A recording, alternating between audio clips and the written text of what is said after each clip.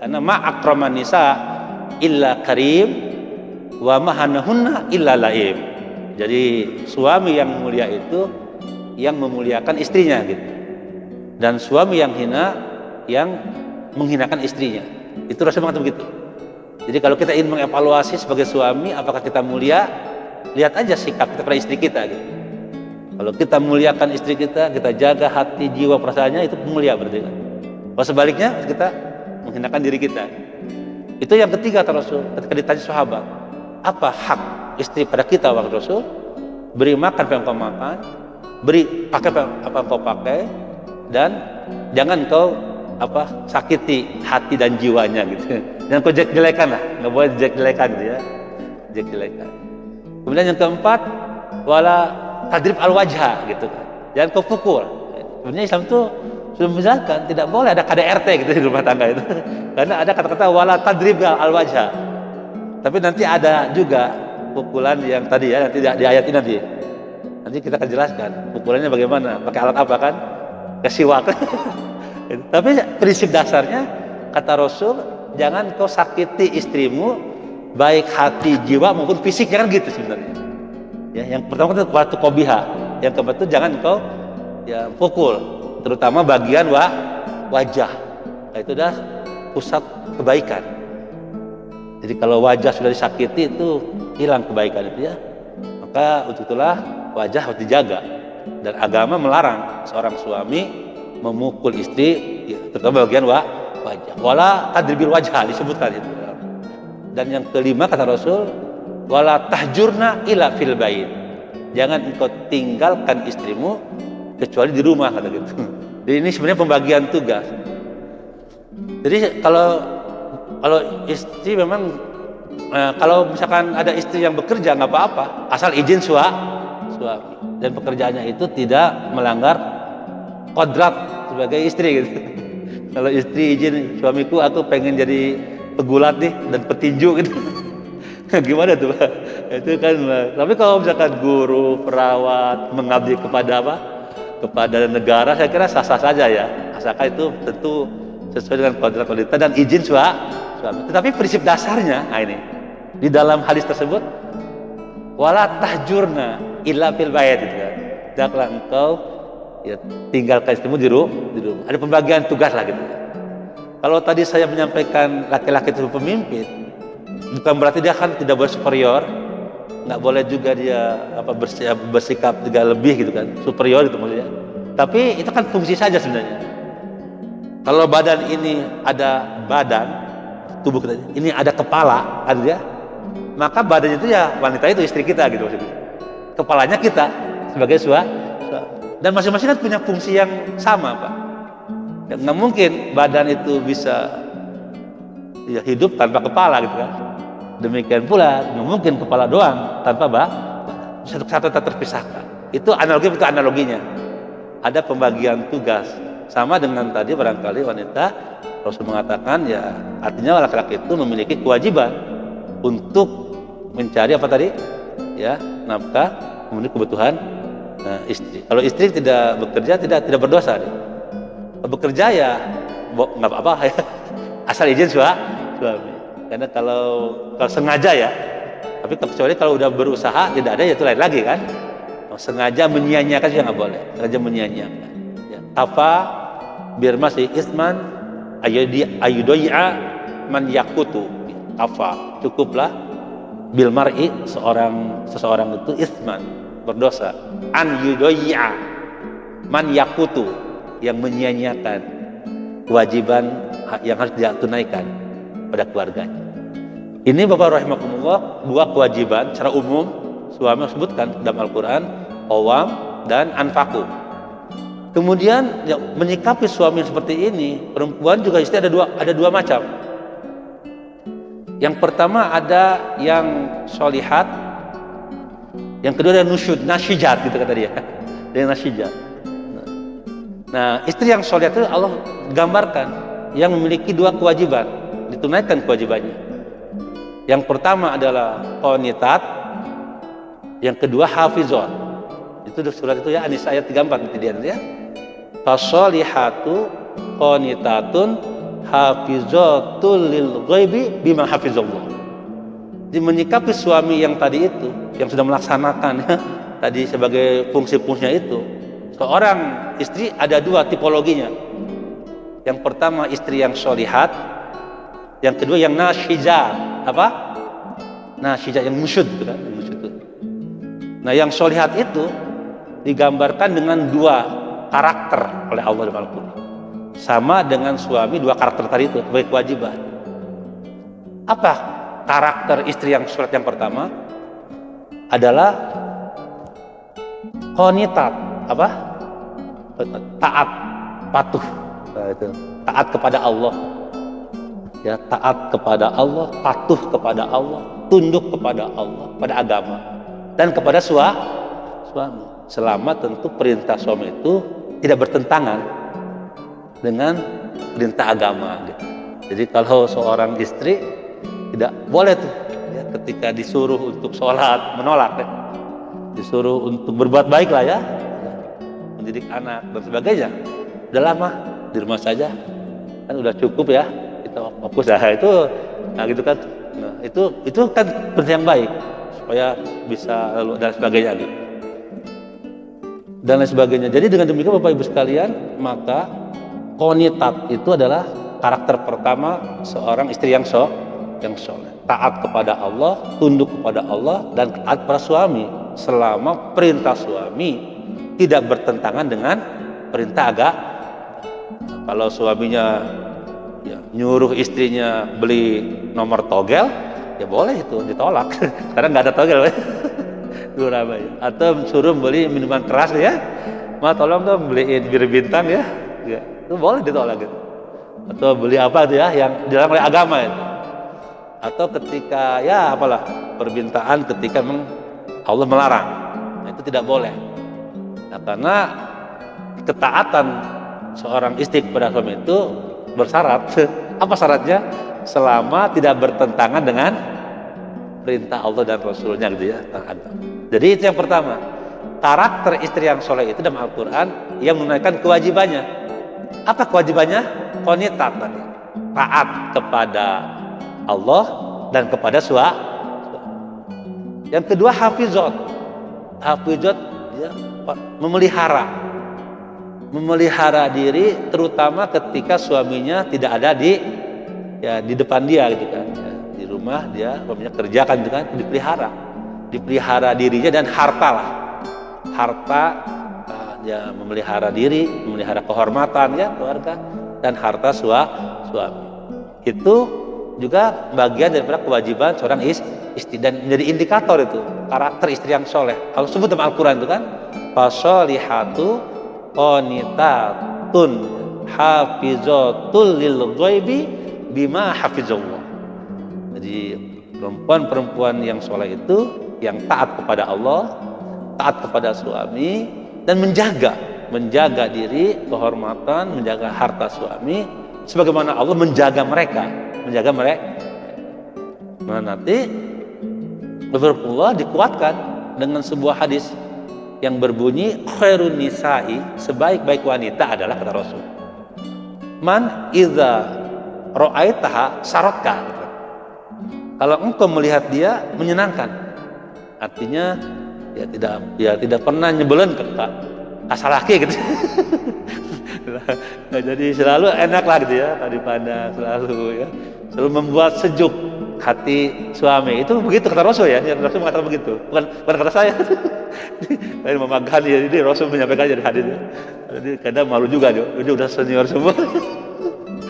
Ini katanya begitu ibu-ibu ya. Khairun nisa, sebaik-baik wanita itu ma idza ra'aitaha saratka, jika engkau melihat dia menyenangkan. Kalau dalam bahasa Rasul itu ada wajhun malih, walisanun fasih, wa qalbun taqi, wa yadun sakhi kan. Jadi ada 4 ahli surga kata Rasul. Yang pertama mukanya itu ya marah ya, tidak pernah menunjukkan nggak camedut gitu kira-kira gitu, nggak asam itu ya, selalu menunjukkan ya muka yang wajhun malih. Malih itu dalam bahasa Sunda itu marahmai. Apa marahmai itu ya? Marahmai lah gitu ya, bukannya gitu ya. Wajhun malih gitu. Walisanun fasih. Kalau bicara itu fasih, artinya ya sejuk gitu. Yang benar, yang baik, menyejukkan. Walaupun kadang-kadang juga dia ada kecewa, tapi tetap aja gitu ya.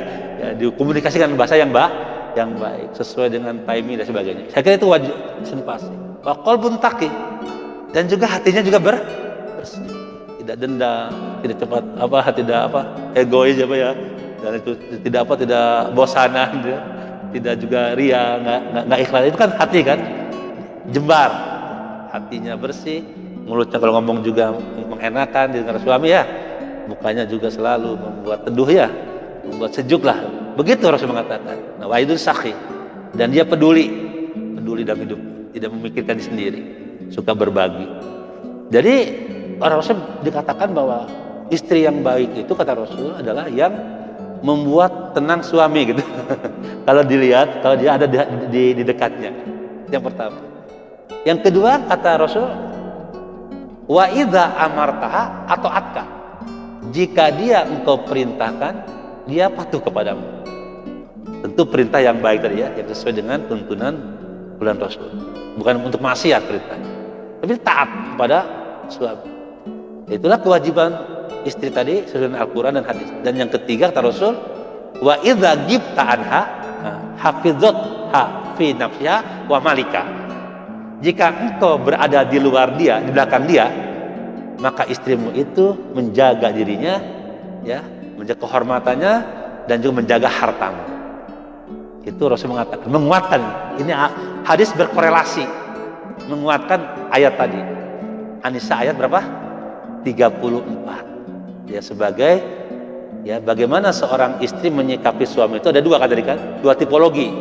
Ada tipe yang soleh dengan karakter tadi itu, pertama taat patuh, kedua menjaga kehormatan diri dan harta suami.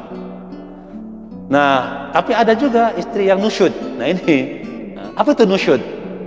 Nusyud itu kata nasyaja, yaitu durhaka,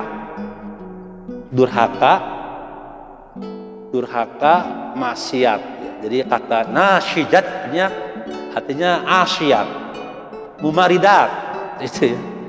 Saya tulis sedikit Pak ya, biar karena ini bahasan kita. Jadi ada istri apa? As-sholihat Pak ya. As-sholihat. Salat ini ada karakternya adalah pertama qanitat. Maksudnya patuh taat, istri yang qanitat. Yang kedua apa? Hafizat ya, apa? Hafizat. Dan itu tadi ini ada dalam surat An-Nisa ke-34 dan hadis tadi. Tapi ada juga istri yang nasizat, apa? Wallati takhafuna nusyuzahunna, gitu ya. Dan istri-istri yang kau takutkan dia bersikap nusyud kepadamu. Berarti ada istri yang nasyizat, apa? Nasyizat. Ada yang sholihat, ada yang nasyizat. Mudah-mudahan istri semua kita sholihat insyaallah ya. Jangan nasyizat. Nah, arti nasyizat dikatakan oleh Rasul juga artinya pertama asyat, apa? Asyat. Istri yang berdurhaka lah, tentu dari durhaka, berbuat dosa ya, dosa ke Allah dan ke ya, suami gitu, asyat, yang tidak taat, tidak patuh pada Allah juga demikian kan berbuat maksiat. Yang kedua mutamaridat, apa? Mutamaridat, marid ya, al-mutamaridat, orang yang menyakiti itu ya, sikapnya itu menyakiti gitu. Hanya nyeri kasalaki ya. Nah, tapi makanya nusyud ini bisa untuk dua Pak sebenarnya, laki-laki dan wanita. Jadi yang bersikap nusyud ini bukan hanya perempuan sebenarnya, juga laki-laki. Kalau perempuan ada di dalam surah ini, surah An-Nisa ya, ayat 34. Kalau laki-laki ada dalam surah An-Nisa 128. Apa? An-Nisa ayat berapa? 108. Ini ayat untuk laki-laki yang nusyud. Jadi yang durhaka itu bukannya perempuan saja sebenarnya, juga ada suami. Bisa oleh istri, bisa oleh suami. Kalau oleh istri ada pada surah tadi apa? An-Nisa 34, wallati takhafuna nusyuzahunna. Nah, kalau ini apa? Juga ada dalam surat An-Nisa 108, juga ada perempuan-perempuan yang khafat ya, yang takut juga min ba'liha ya, nusyuzan ya, au i'radan. Jadi ada dua istilah tuh. Laki-laki ada dua istilah, ada nusyud dan i'rad. Tapi nanti dibahas apa bedanya i'rad ya. Tapi kita fokus dulu ya, tiga apa nih? Nanti yang laki-laki nanti yang perempuan dulu Pak ya. Tapi itu sebenarnya. Nah, jadi Bapak Ibu rahimakumullah, jadi seorang istri yang di hadapan suami itu ada dua macam Pak. Ada istri yang sholihat dengan karakter tadi taat ya dan memelihara, ada istri yang nasyijah dengan karakter ya durhaka, berbuat dosa ke Allah dan ke caroge gitu ya. Yang kedua mutamarida, yang selalu menyakiti, hanya nyeri ya, ucapannya, sikapnya gitu ya Pak ya. Ya semuanya membuat ya resah gelisah. Jadi kalau ngomong itu aduh panas ya, celi panas hati gitu. Sikapnya itu begitu kepada suami. Itu namanya mutamarida. Nah kemudian bagaimana ya tuntunan agama ya menyikapi apa tadi wanita nasyijat ini? Ini kan sudah jelas tadi ya Pak ya. Nah Islam itu agama yang sebenarnya nanti kita bahas dalam bab talak kali ya. Itu sangat menutup pintu talak itu sebenarnya Pak. Walaupun sebagai emergency door ya sebenarnya, sebagai pintu darurat lah. Ketika sudah semua upaya dilakukan tidak ada lagi jalan keluar kecuali pirok ya. Sebenarnya itu silakan diambil. Walaupun disebut dengan abdul halal, ilallah akbar. Tapi sebetulnya banyak mekanisme agama, mekanisme ya cara ya kiat-kiat yang Allah tuntun kepada kita bagaimana supaya rumah tangga ini terpelihara gitu, dengan baik. Walaupun dalam segala keadaan. Karena dalam hidup kan selalu Pak ya, banyak cobaan, banyak onak duri Pak ya, banyak ya ujian ada aja semuanya Pak. Bukan ya semuanya, semua manusia siapa aja. Mau dia orang awam atau orang juga yang host itu kan. Kita juga melihat kan fenomena ya. Ya beberapa kan banyak lah. Ada aja itu. Nah, tapi agama memberikan kita arahan dan tujuan. Bagaimana supaya apapun yang terjadi dalam keluarga itu selalu kita jaga. Nah, sampai kepada masalah nusyud. Jadi kalau untuk perempuan nih, nusyud itu kan ada tiga kan, tiga tahapan itu. Yang pertama fa'izuhunna, apa?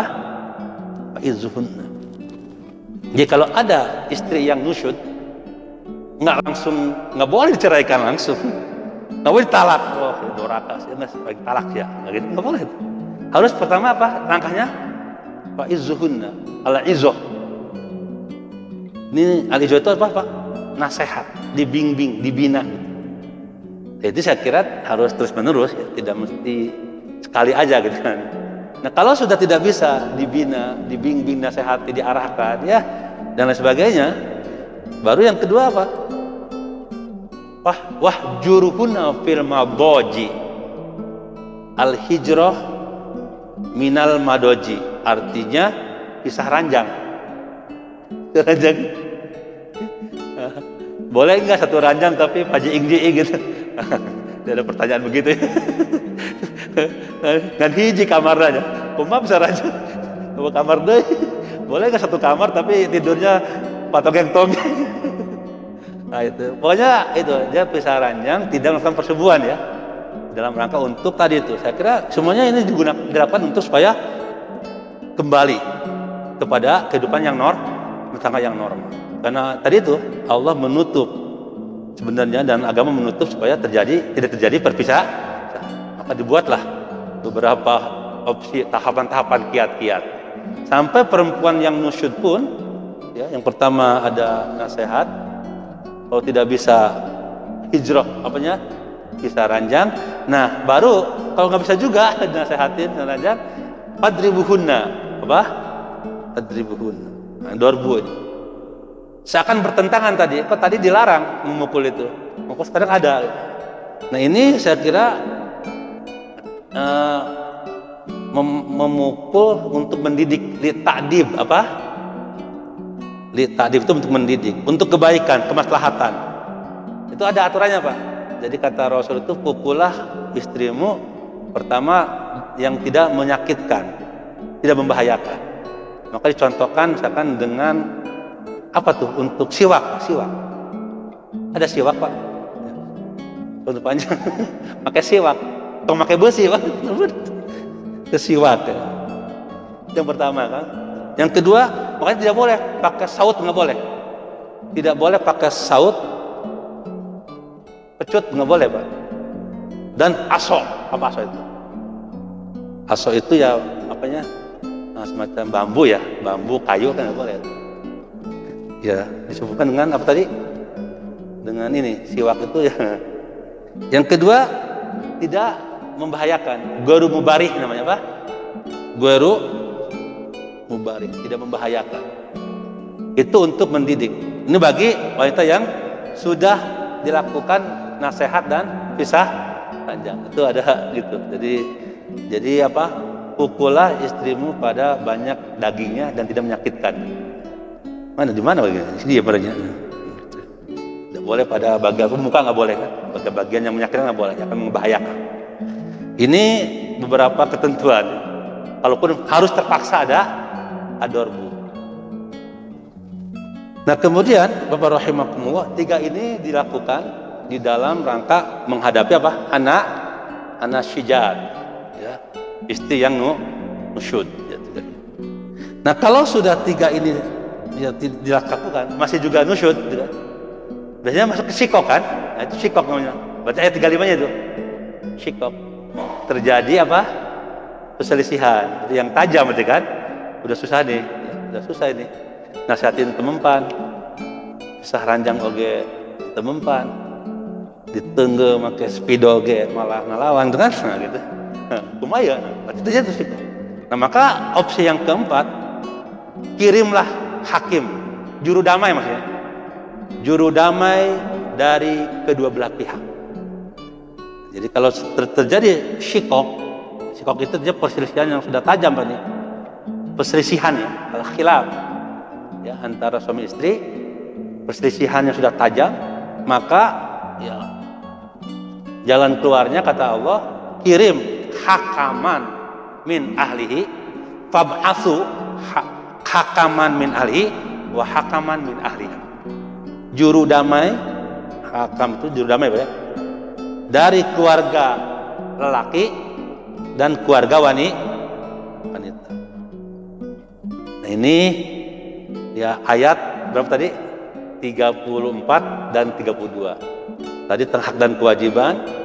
Kemudian ada wanita yang apa? Nusyud ya, dengan tiga apa ya? 3 cara ya.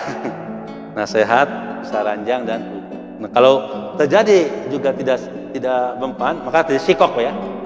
Perselisihan yang tajam, maka dikirimlah juru damai dari kedua belah pihak, ya, baik pihak suami maupun pihak istri. Nanti pertanyaannya mungkin begini Pak, pertanyaan Pak. Juru damai itu boleh nggak di luar keluarga gitu ya? Ya? Atau dari sini pertanyaannya, apakah boleh? Apakah 3 ini harus berurutan gitu? Ya, harus nasihat dulu, harus pisah ranjang dulu, baru buku, atau langsung buku benang tuh gitu? Nah, itu pertanyaan ya. Nah maka jawabannya ada. Kalau itu pertanyaan jawabannya, yang pertama harus tartib. Nah, itu Imam Hanafi dan Imam Ahmad. Karena ini menunjukkan apa? Secara eksplisit itu menunjukkan tertib ya, menunjukkan apa namanya? Hierarkisnya begitulah gitu, tertibnya gitu. Nah, kalau Imam Syafi'i ya boleh ketika melihat itu nusyud langsung yang ketiga boleh. Apa alasannya? Karena huruf waw itu lil jam'i, apa? Lil jam'i. Kan pakai waw kan? Coba lihat. Ya, apa? Fa in wallati takhafuna nusuzahunna faizuhunna. Kemudian wa kan, nasihati, kemudian wahjurna fil madoji wadribuhunna. Jadi wa ini menunjukkan apa lil jam'i, satu kesatuan. Jadi kalau untuk kesatuan, maka ini ya silakan saja ya, mau yang mana dulu gitu, mau yang mana aja. Kalau sudah kelihatan nusyud, ya udah silakan gitu begitu. Itu yang kedua, pendapat yang kedua. Nah pertamanya itu harus tartib. Itu pertanyaannya ya. Yang diambil yang mana? Dikatakan dalam kitab ini yang arjah, yang pertama yang tartib ya. Karena kalau sudah cukup dengan izoh ya sudah gitu. Kan gitu kan?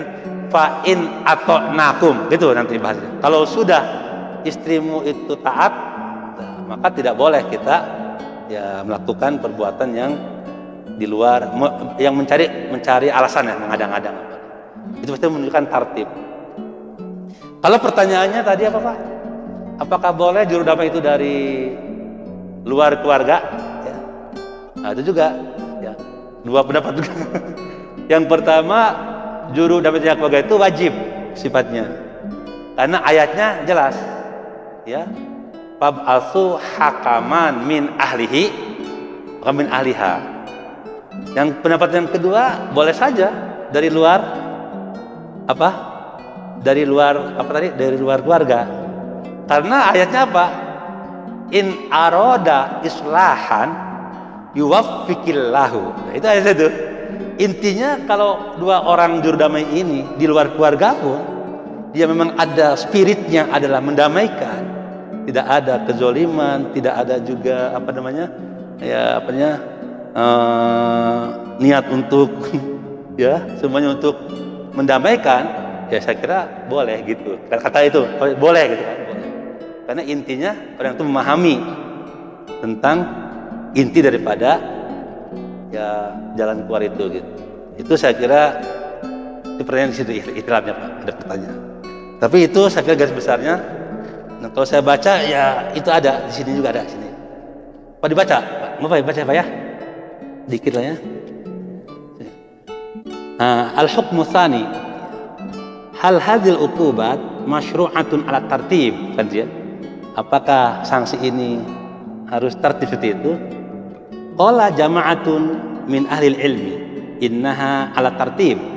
Jadi yang pertama itu harus tertib, berurutan. Wal wa'zu inda khaufi nusyud. Nah, kalau takut terjadinya nusyud maka wa'ad. Kemudian wal hijru inda zuhuri nusyud. Pisah ranjang ketika sudah nampak nih dia mau berbuat nusyud. Dan yang ketiga ketika berbuat nusyud maka wadorbu gitu kan. Nah, itu tartib begitu. Apa logikanya gitu, alasannya ya. Alasannya gitu. Nah, kemudian wala yubahu, dan tidak boleh katanya, tidak boleh adorbu, mukul wanita inda ibtida'i nusyud. Ya gitu apa? Ketika awal dia berbuat durhaka langsung ditengah dan dia kudu tartib tah. Nasihat hela, sarannya hela gitu kan. Ini pendapat yang pertama. Kemudian pendapat yang kedua ya. Pendapat yang kedua wa man zahaba ila qala jama'atun dan nusyud. Wa aqwalun ya.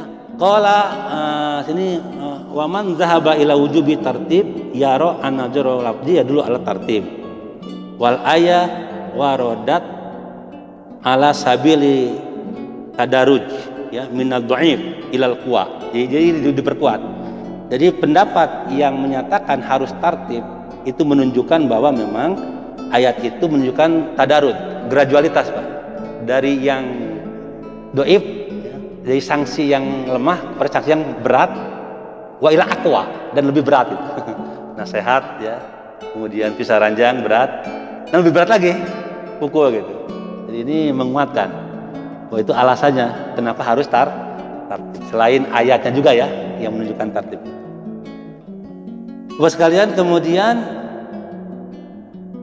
yang selanjutnya ada pendapat apa sini mana? Muhammad Hasan Mansur. Pendapat Imam Syafi'i ini ada. Maqala ulama terdapat Imam Syafi'i itu tentang apa namanya? Tentang bolehnya ya. Bolehnya mana saja gitu. Cuman dari mana nih? Enggak ini. Wal alhaj arja zahir al karimah wal alam. Qala Ibnu Al-Arabi man asana masami samitu fi tafsir ayat. Nah ini. Kalau ini juga masih memperkuat juga tartib ya. Ya'izuha fa in hiya qabilat wa ila hajarha. Jadi kalau udah nasihat sudah selesai ya udah, nggak usah masuk ke yang kedua ketiga itu kira-kira. Itu memperkuat semuanya. Baik Pak, pokoknya itu saya nggak ketemu ini untuk yang pendapat yang kedua tadi, tapi itu ada alasannya. Kalau yang kedua itu Imam Syafi'i mengatakan boleh yang tiga ini. Dan alasan tadi wawu itu, wawunya wawu lil jam'i. Wawu lil jam'i itu artinya ya silakan aja mengambil seperti 3 opsi ini, nggak perlu 3 opsi gitu, atau sekaligus tiga-tiganya sekaligus. Baik Bapak rahimakumullah, itu barangkali ya tentang surah An-Nisa ayat 34 sampai 35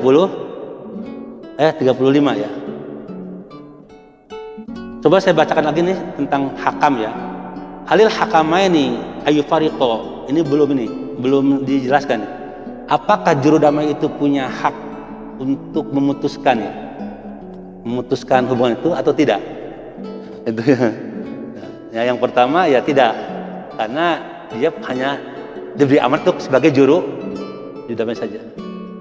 Yang kedua boleh juga sampai kepada memutuskan ini putus aja kan gitu, karena memang itu diberikan di dalam ayat itu untuk memberikan kemaslahatan ya, apa yang lebih maslahat, apakah langsung atau tidak. Di sini ada ikhtilaf al-fuqaha fil hakamain. Hal lahuma al-jam'u wa tafriq ya. Biduni idni jaujaini. Apakah hakam itu boleh tetap untuk menyatukan suami istri tanpa izin yang kedua yang bermasalah, atau boleh langsung memutuskan ya, atau menceraikan gitu ya. Zahaba Abu Hanifah wa Ahmad ila anna la yasalih hakamani ayfariqo illa bi'izni zawjaini. Jadi menurut beliau ya tidak boleh tuh hakaman itu sampai memutuskan ya, kecuali dengan izin dengan izin keduanya suami istri tadi. Wa zahaba Malik, sekarang Imam Malik ila anna lahuma ayal zama ya az-zawjaini biduni iznihima ma yaro fil maslahah. Jadi kata Imam Malik itu memang sudah menjadi kewajiban dua hakam tadi menentukan putusan apakah ini terus ya rumah tangganya atau pisah demi kemaslahatan. Kalau itu ada kemaslahatan tanpa ada izin kedua belah pihak. Itu saya kira itu permasalahannya. Cuma nanti kalau masuk ke pengadilan kan kalau biasanya kalau udah seperti ini, kalau untuk putusan kan ada namanya nanti khulu Pak. Apa Pak? Khulu. Khulu itu adalah gugat cerai ya. Gugat cerai. Nanti kan pengadilan ya. Kalau udah bisa ada juru damai ya. Saya kira ini juga akan punya. Jadi Imam Malik ini saya kira akan ke sana tuh arahnya tuh. Sana arahnya dia kan. Sana arahnya gitu. Terjadi perselisihan, dilihat mana yang benar, mana yang maslahat ya, nanti diputuskan. Ada kalau nggak ada pernyataan ini, nanti bagaimana solusi terakhirnya kan? Boleh dibiarkan ya, awet derajat itu. Nah, itu nanti saya kira. Jadi itu Bapak sekalian beberapa barangkali hal, tapi yang prinsip ini saya tadi. Jadi kalau terjadi nusyud 3 tadi ya, yang pertama nasihat terjadi bina, yang kedua besar ranjang, ketiga. Nah, kalau terjadi syikok, perselisihan, maka 2 juru damai yang dikirim.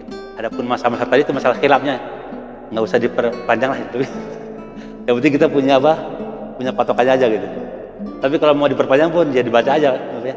Ada juga pendapat-pendapat ini kan gitu. Saya kira nggak apa-apa gitu. Saya kira cukup Pak untuk kajian ini. An-Nisa ayat berapa?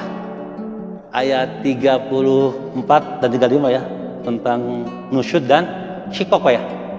Apa itu nusyud Pak ya? Jadi durhaka ya. Nah nanti untuk nusyud laki-laki ada juga Pak, yang suami itu. Dia yang nusyud bukan perempuan aja. Surat An-Nisa ayat 128 ya. 28 itu nanti ada juga langkah-langkahnya, tidak ada. Ada yang perlu disampaikan Pak? Tanyakan cukup? Udah lama nih. Kalau cukup ini saja barangkali kajian hari ini, mudah-mudahan bermanfaat. Mari kita tetap menjaga kesehatan Pak ya. Mudah-mudahan kita sehat semua, sehat lahir batin dan panjang umur dan berkah kita. Al-Fatihah. Alhamdulillah.